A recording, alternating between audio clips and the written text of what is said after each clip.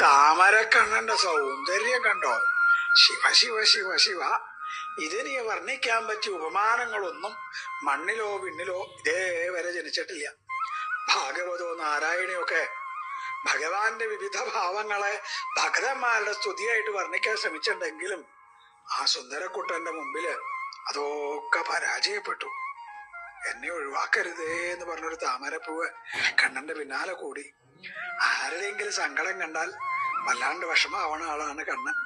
ആ താമരപ്പൂവിനെ കണ്ണൻ നിങ്ങളുടെ ഏറ്റെടുത്തു. അപ്പൊ എന്തായി എന്നല്ലേ? മുഖാരവിന്ദം, പദാരവിന്ദം, നയനാരവിന്ദം എന്നൊക്കെ പിന്നെ പിന്നെ പിന്നെ ആളുകൾ പാടാൻ തുടങ്ങി. താമരപ്പൂ പോലുള്ള കണ്ണാണ് കണ്ണന്റെ. കണ്ണന്റെ മുഖം കണ്ടാ താമരപ്പൂവാണ്, കാല് കണ്ടാ താമരപ്പൂവാണ്. ആ കളിത്താമരെ ഭഗവാൻ കയ്യിൽ സൂക്ഷിച്ചു. ഭക്തന്മാർക്ക് ആ താമരപ്പൂവിൽ അമർന്ന് ദർശനം നൽകി സാക്ഷാൽ താമരക്കണ്ണനായ ഗുരുവായൂരപ്പന് ദണ്ഡ നമസ്കാരം. കൃഷ്ണ.